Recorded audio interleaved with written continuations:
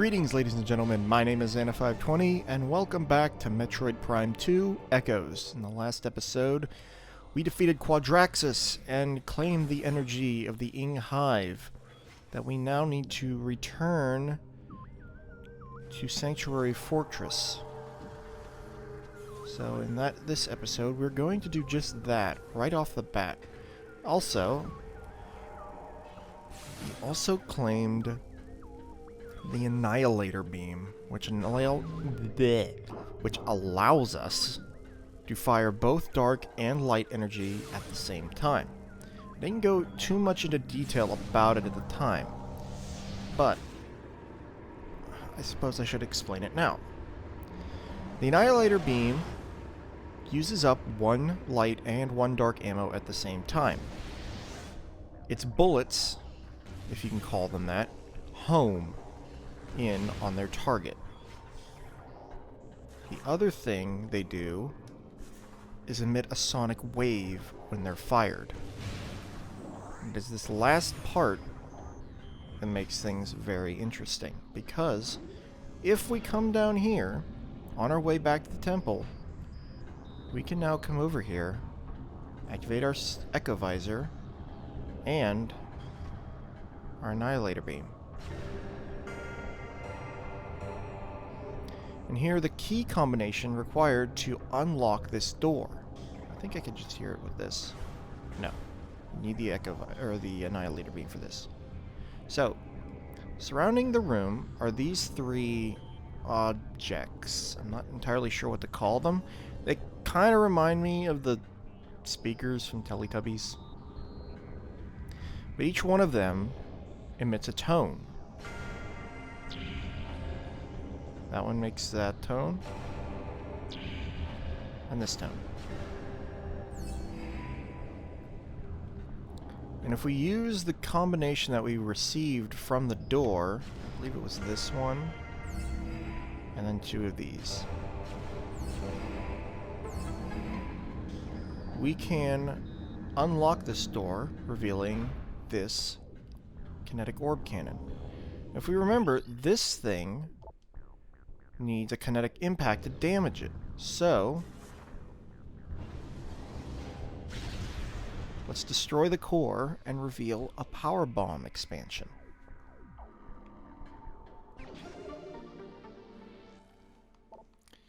There are several of these doors scattered around the planet.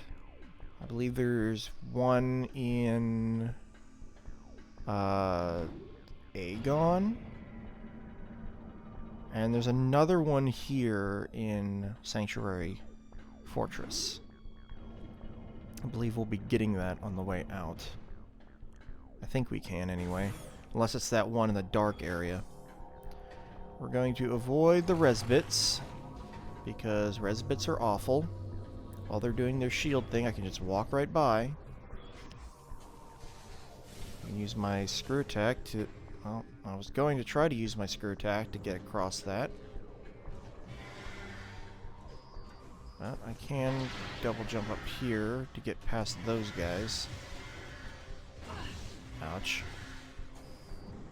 These guys really are annoying and awful, and they only seem to appear in this one room. So I don't know why they thought they needed to put that enemy in. It's very strange. Skip! Anyway, let us return the energy to the Sanctuary controller.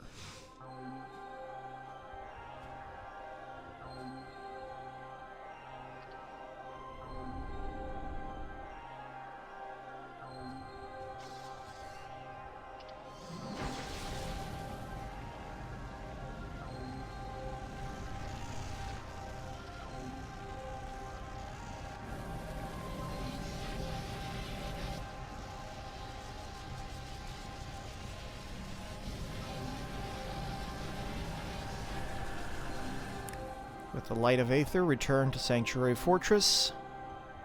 The little diffuser antenna activates.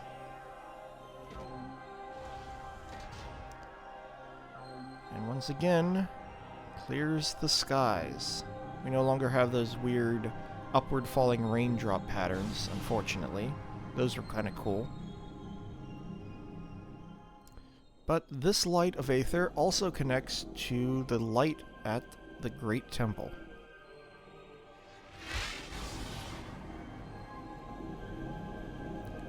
Now all three regions are once again linked.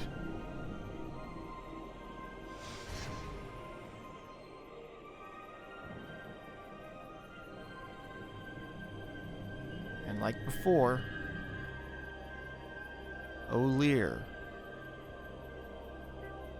returns to thank us.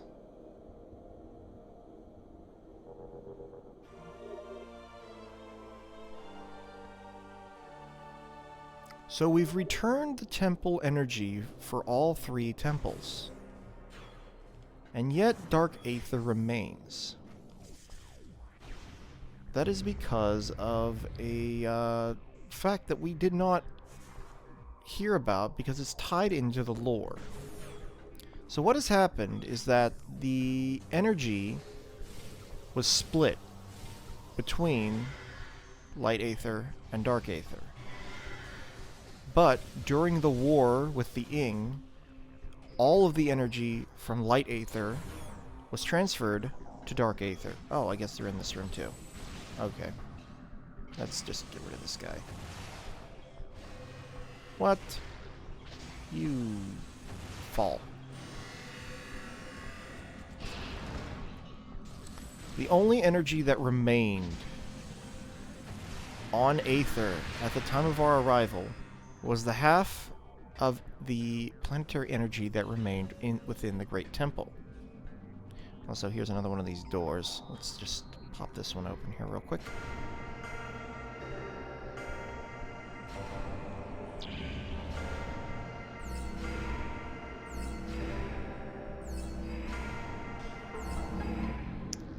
Let's grab ourselves another missile expansion.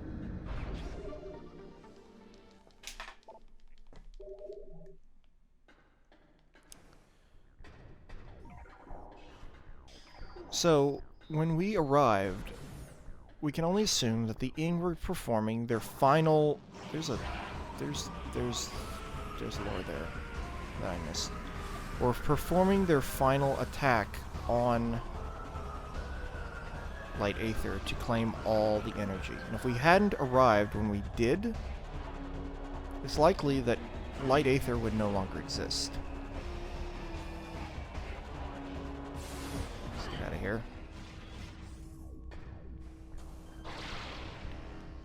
In fact, let's leave Sanctuary Fortress altogether, because we need to head back to U-Mos and find out what more we need to do, because since Dark Aether remains, the half of the energy that belonged to the Great Temple that was split for Dark Aether still exists on Dark Aether. And it's now the complete opposite of how we entered this world with its situation.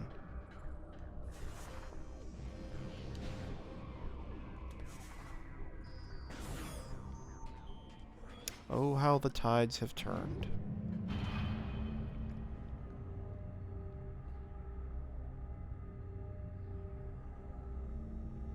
There's also something else we can pick up at the entryway of Sanctuary Fortress. I believe that's something we can do. If it's not, I'll just do half of it. Yeah, the statues are all gone. Or the Ing Smashers are now vanished because we destroyed them all. Get rid of that. Or not get rid of it, just dodge it. Roll out here. And return to this room. Just drop down. And make our way out. Fortunately, I do believe we're going to have to face off with the two Ing Smashers in this room. course, not at the same time. But these are the last two Ing Smashers. What the...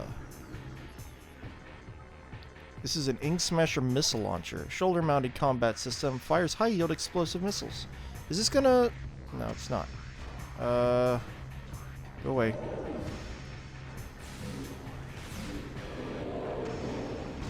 Yep, pound the ground.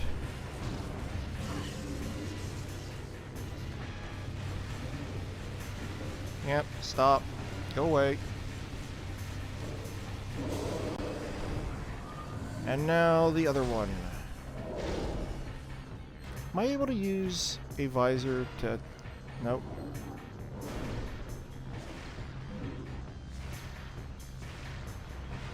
Doesn't look like the,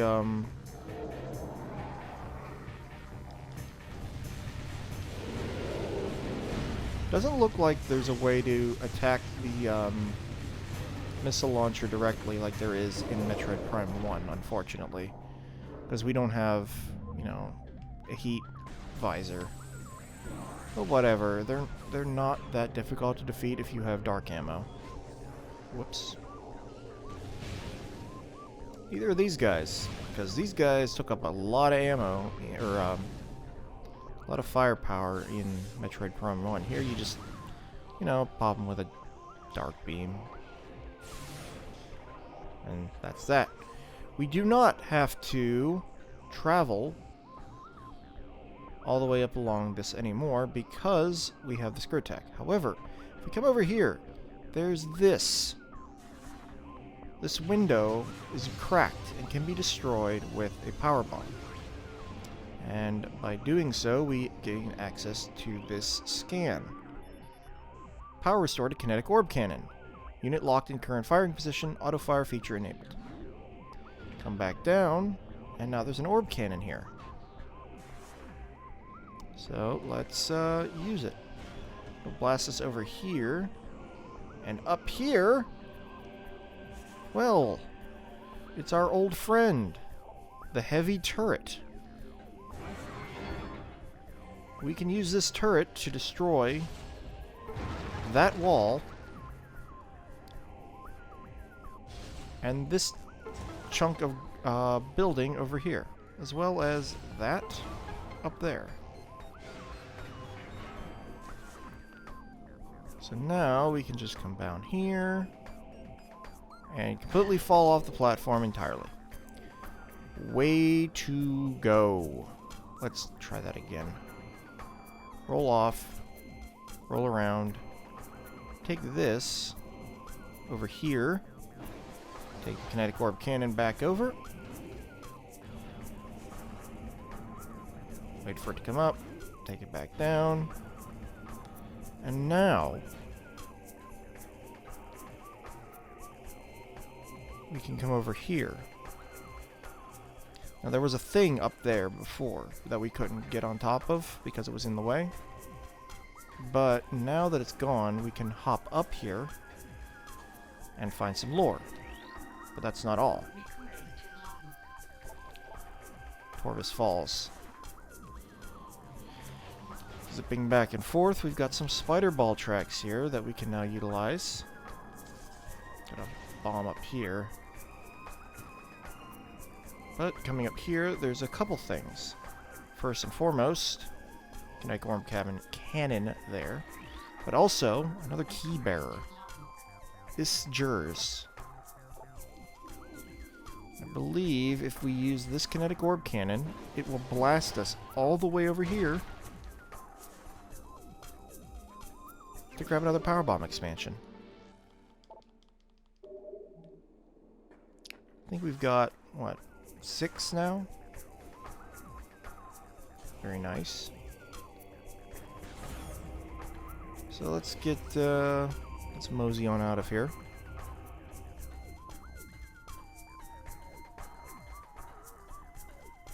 Nice calm walk.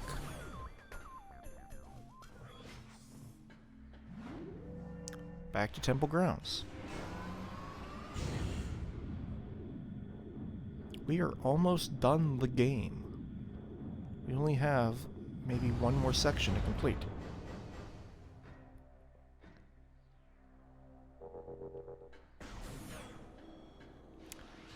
We do have to deal with these things, though. Just deal with that real quick. There's also 3 weapons that we have not yet seen. No. Where's the quickest way? Right up there. Cool.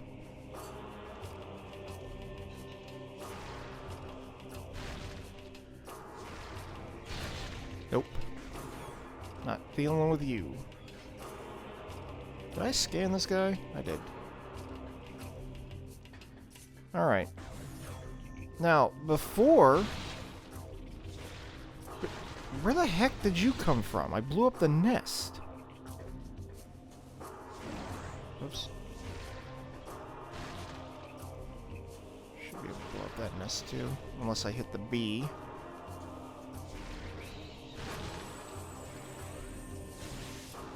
Now, before we go up to see U-Mos, there is one thing we can do here, and it's been teased since the beginning.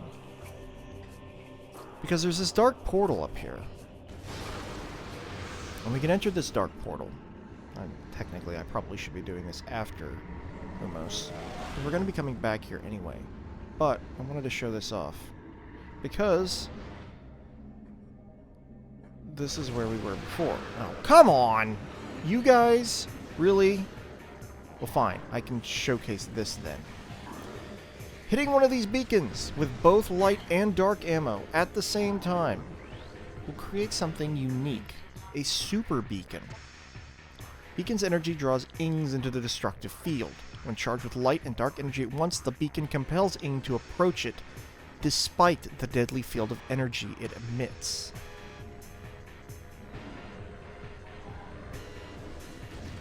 The same can happen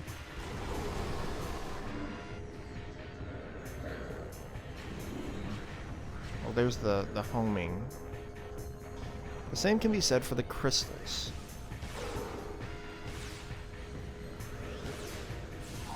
Let's get rid of you.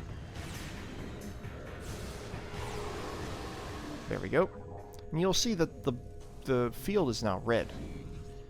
These are incredibly powerful. But that's not why we're here. We're here for this.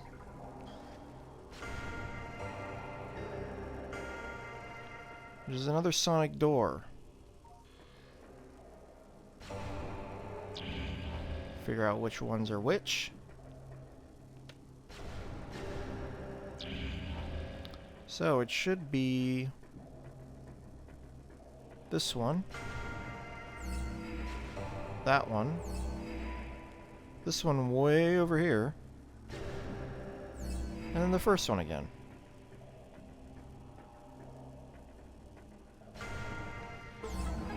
And opening this door will reveal the final beam ammo expansion for a maximum of 250. Now there's other places we can go in here, but I just wanted to show that and grab it now. Because first, we need to visit U-Mos and pick up something very, very important.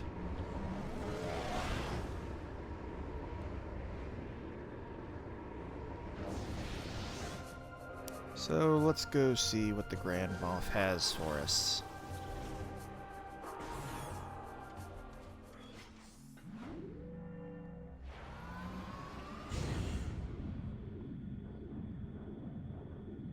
Also, lore episode is coming. As soon as we find all the lore, that is.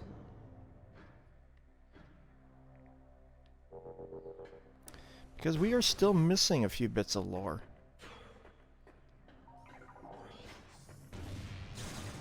Get out of here. So.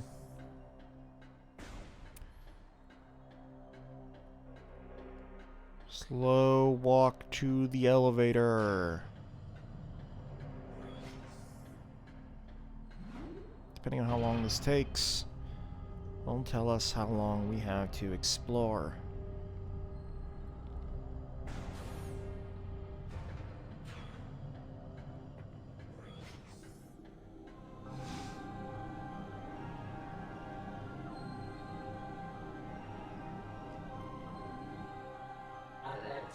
The Light of Aether shines from all three temples once more.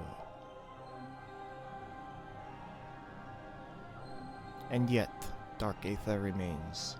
One energy controller still shines in the darkness, sustaining the world.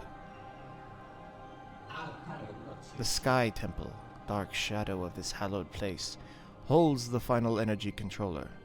The greatest and most powerful beast of the Ing keeps guard over what you seek. The 9 keys to the Sky Temple have been hidden in each land of the Dark World. Finding them will be perilous, but I offer you this blessed suit of armor, energized by the Light of Aether itself. Its power will help you reach these final keys. May it serve you well in the darkness.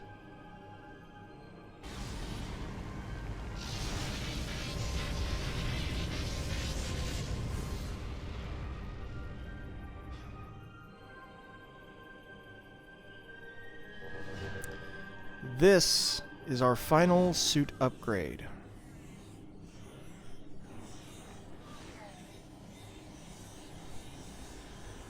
Showered in the Light of Aether itself, we are granted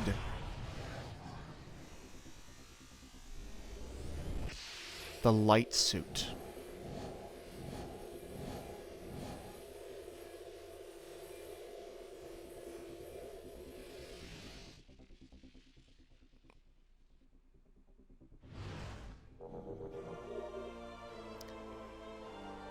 The Light Suit allows us to ride those strange yellow beams of light that we saw before. As well, it makes us completely immune to Dark Aether's atmosphere.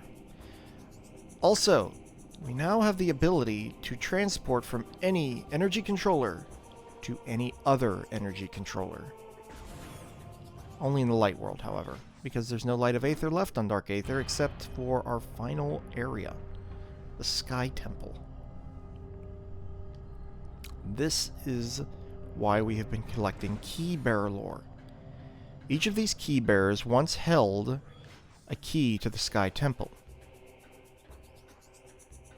They've since fallen, and now the keys are somewhere within the darkness.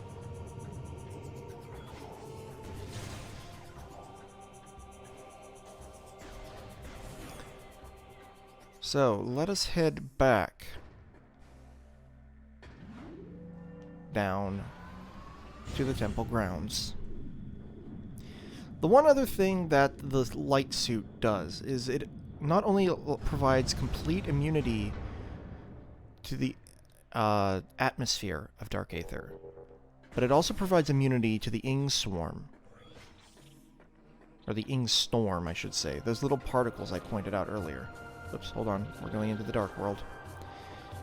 And it provides immunity to the water of Dark Aether, into which we can now plunge ourselves.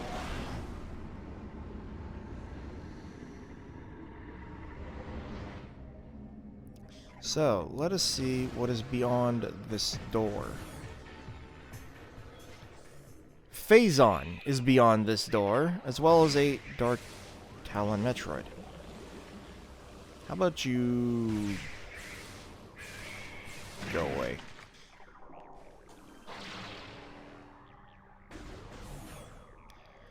And we now come out to here. You can see there's a Metroid playing with its food. We also have these large things. Hello! I see you there. How about you eat some light ammo? Wait a minute. Hold up. Am I... No, I'm not. Let's just get rid of these guys. These large structures. These are dormant ing claws. These ones are sleeping. They can't hurt us. Well, not like the other ones could hurt us anyway. What happened to you? Target has been dead for less than a cycle. Target has been drained of all bioenergy by Metroid. Target's weapon systems are empty. It didn't go peacefully. But across the way here, there's a missile expansion that we can grab. And if we use our screw attack, we can easily just take out some of the Metroids along the way. Grab this.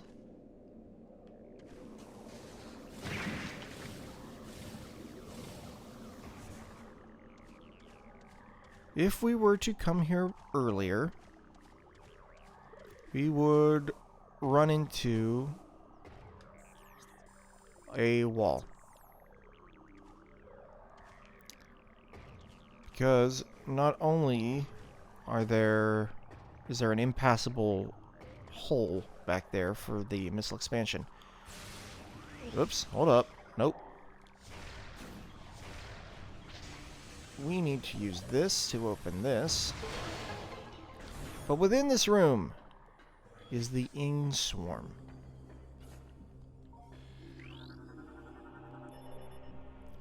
Bioscan complete. Luminoth subject expired 1.12 centicycles ago. Target Luminoth shares DNA code with the other dead Luminoth in area. She's the daughter of that Luminoth. Scans indicate she died from exposure to Ing Storm particles. Luminoth subject expired 1.12 centicycles ago. Target Luminoth shares DNA code with the other dead Luminoth in area. He is the father of that Luminoth. Scans indicate they died within moments of one another, most likely from exposure to Ing Storm particles. The Ing Storm is nasty. It will tear you apart faster than the Dark Atmosphere without the Dark Suit.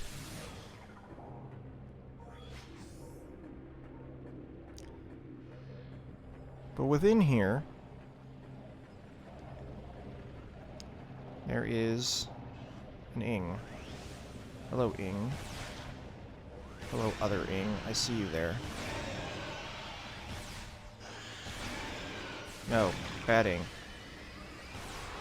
No, you're not possessing me. Forget it.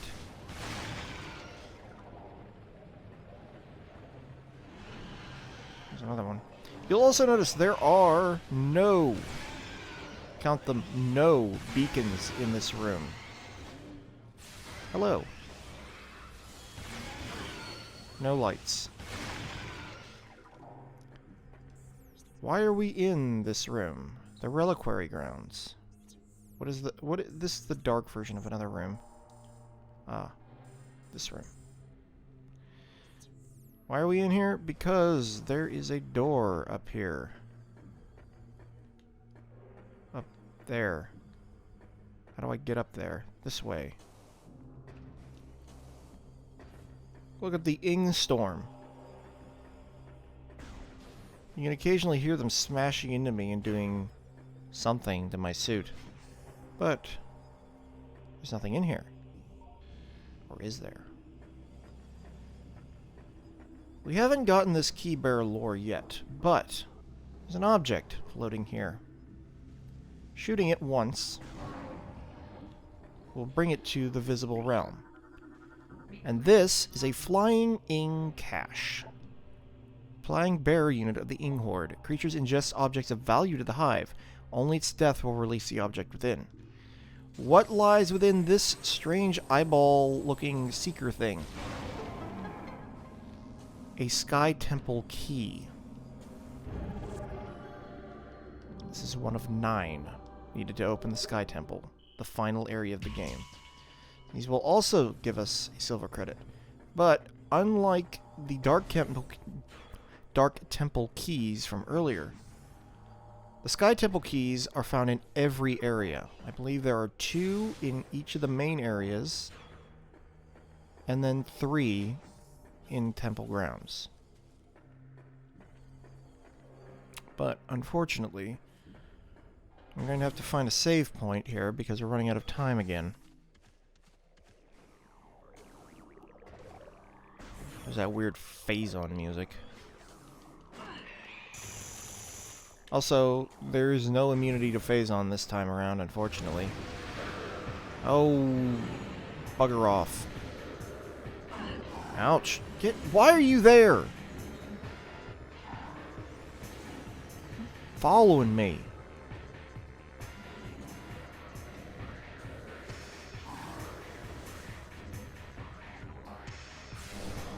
Get out of here.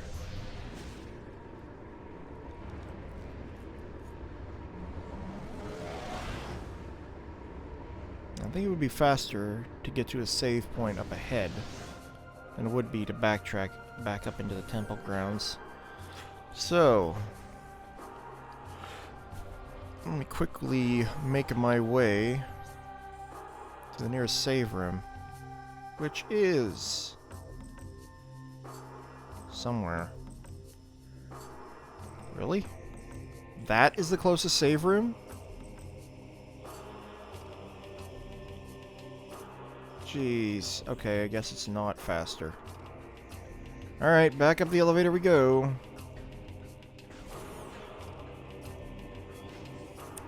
Next time we will... Ow. Ow. Why do you guys do, like, weird contact damage?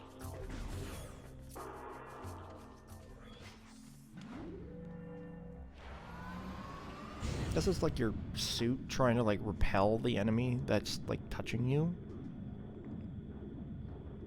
That's the only explanation I can come up with. But, regardless... The save room is the first save room we actually used in the game. This one right here on the left. I missed.